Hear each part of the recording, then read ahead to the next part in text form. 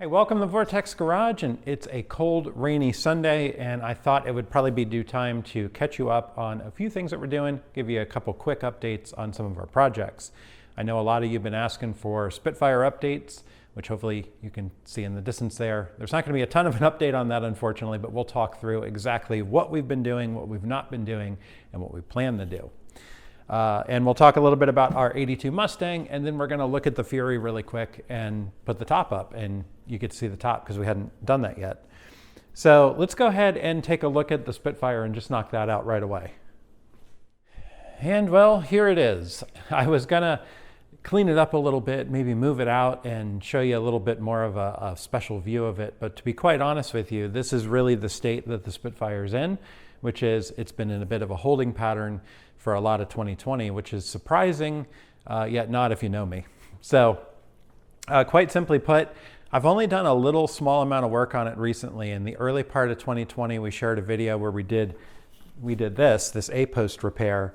And what we were planning to do next was go ahead and finish prepping to put this floor panel in. And putting the floor panel in is a fairly complex job.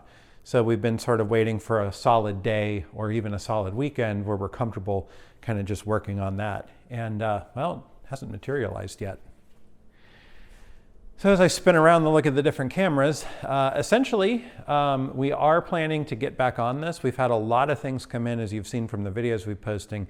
We do a lot of work around here just helping family and friends out with their cars.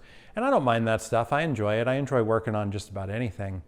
But a big part of 2020 was spent. So the first part of the year, I had a lot of things going on where I was kind of out and about, didn't get a lot of work done. And then we kind of got stuck at home a lot more, as y'all know.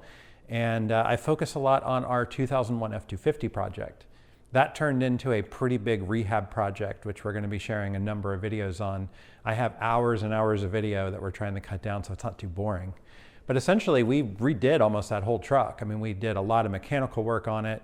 We fixed a lot of rust in the bed. And what we've ended up with, which you're going to see in the videos, is a really awesome V10 powered 4x4, 8-foot bed, heavy duty pickup truck for very little amounts of money. So really cool project, worked out really well.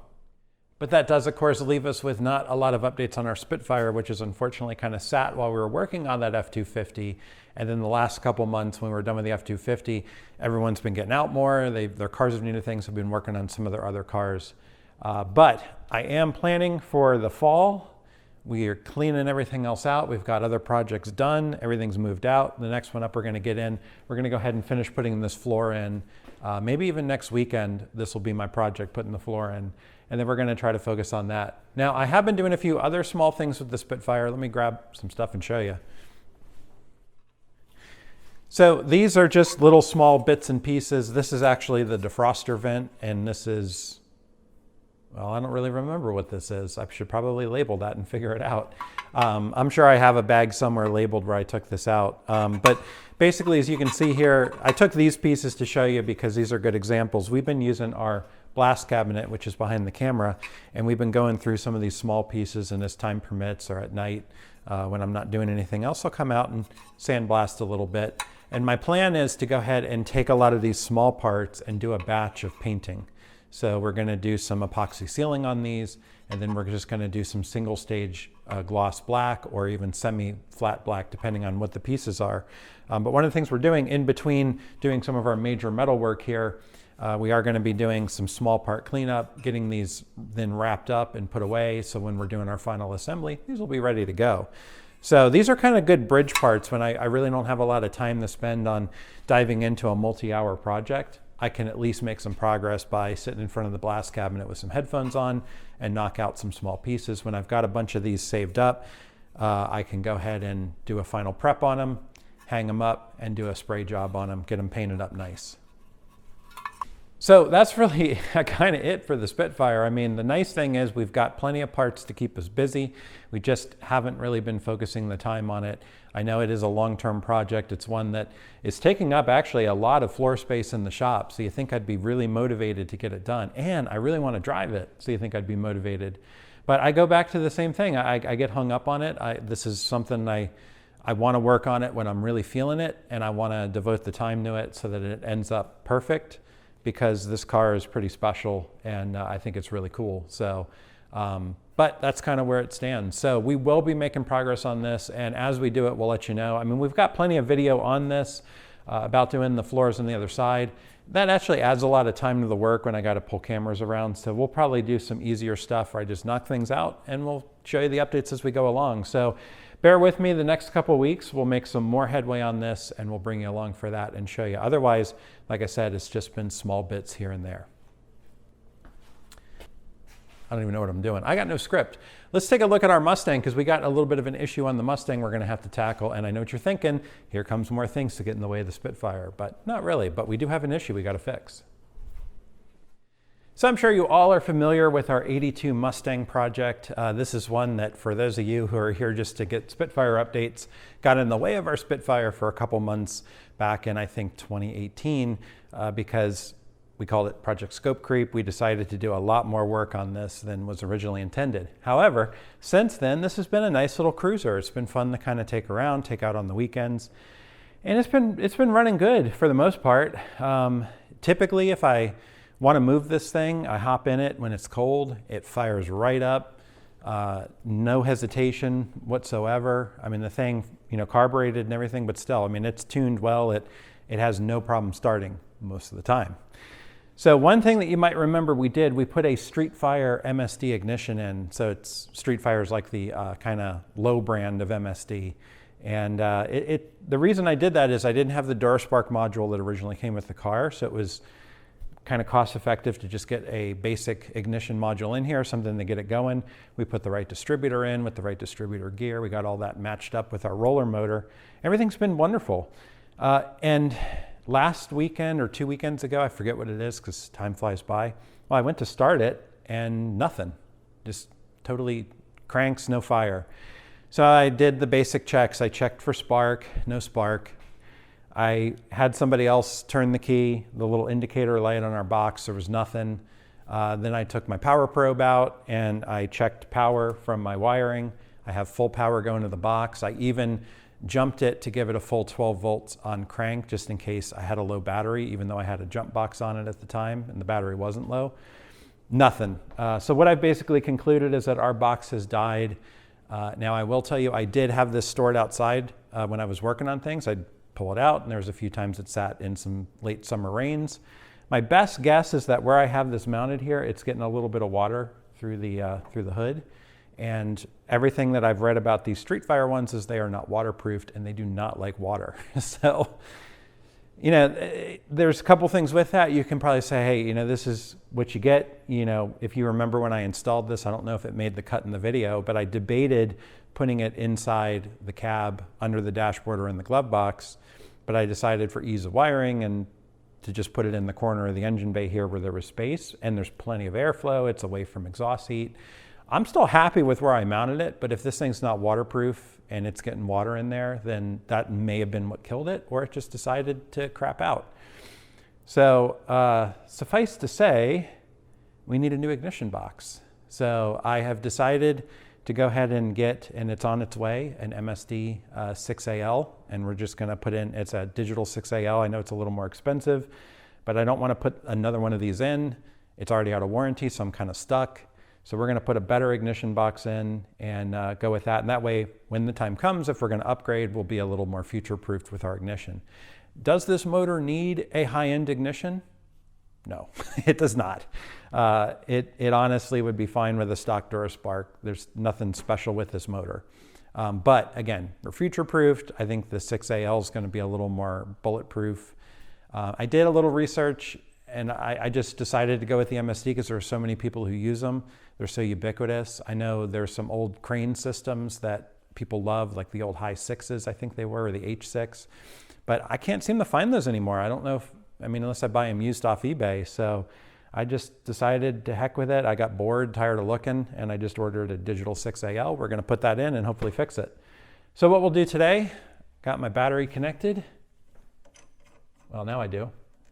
Let's see if being in the shop here for the last week and a half, if the thing's dried out. Let's try to crank it. Let's see. Wrong set. Those are Fury keys.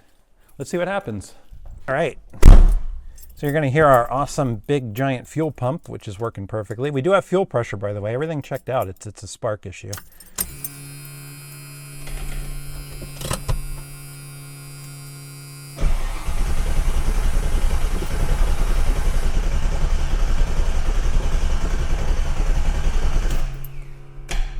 Nope.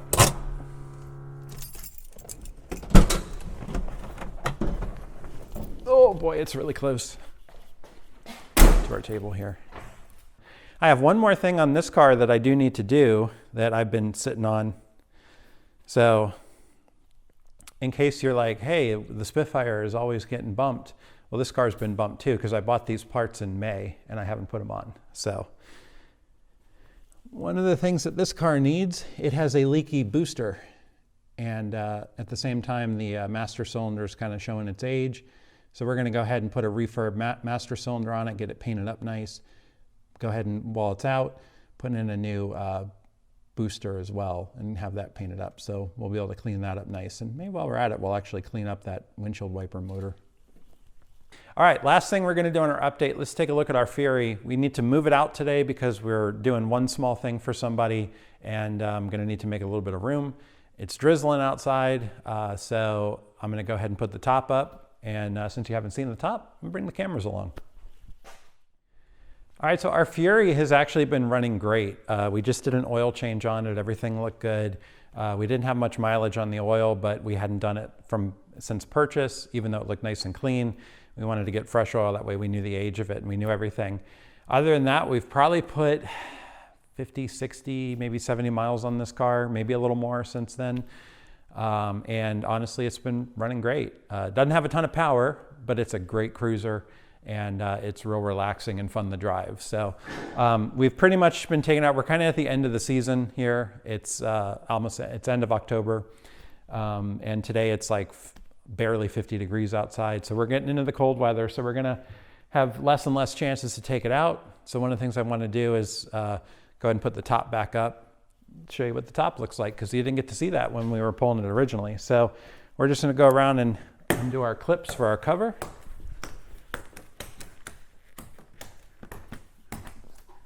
Got leaves falling everywhere too. So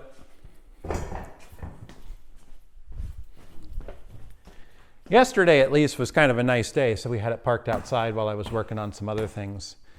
We've been posting a lot of videos on a Honda Civic. We've been doing a lot of small jobs on that, and I had to knock out a couple things. We'll have a video soon for that. All right. Okay, we'll tuck this out of the way. All right, so we're just gonna pop our key in. We'll turn the ignition on, and that should be enough to get it up. So top up, here we go. Ooh.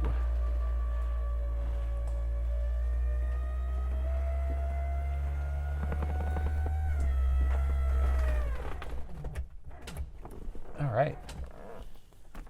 So one thing about this top, it's a little bit tight, as you can see.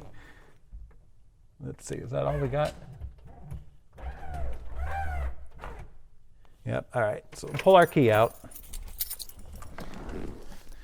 So this I knew about because we took a look at it when we looked at the car and the owner had made note of it. Now first off, I'll get my camera up close and show you all the defects. There are a few tears, but in the meantime, let's see if we can push it down a little bit.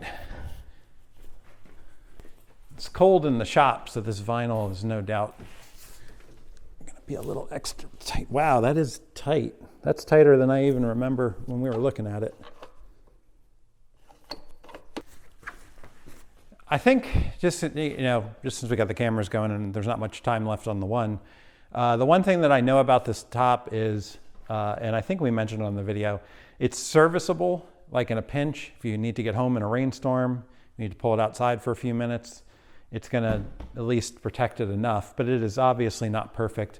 So it's one of the things on the list that within the next year, we're gonna get a new top put on it. And just to show you a really quick update on the Fury, just so we could show you the convertible top, which does have its issues, obviously, and we're going to get those addressed in the next year. But other than that, this thing has been awesome. We've just been trying to take it out and enjoy it while the weather's still nice enough to ride top down. And other than that, just doing the basic things we showed you on the first video we posted, and also some basic maintenance like oil changes. Other than that, it's just been out cruising. So anyway, we'll keep you updated with some of our projects here. And if you like this, if you like what you see, do drop us a subscribe. It helps us out, gets our videos out for more people to see. And if you got any questions, drop us a comment. You want to see updates on something particular, we're happy to do it. Otherwise, we'll see you here on Vortex Garage. Well, I got the latches almost set. So it looks like it's stretched just by being up a little bit, and that was enough to go ahead and pull it down. Let's see if we can now latch this thing.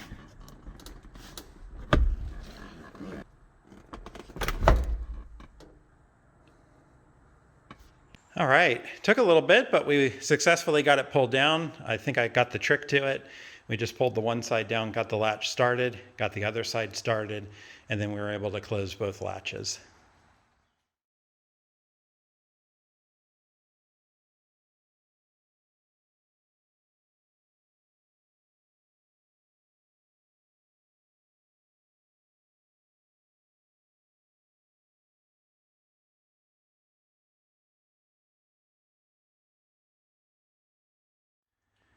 So I guess one thing I can add to our little video here, I never quite shared just how cool the Fury actually looks with the top up even.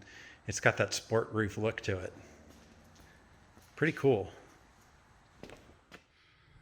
All right, let's see how it starts and what it sounds like with the top up. And our window's kind of closed. A little bit of a gap right there. All right, let's see.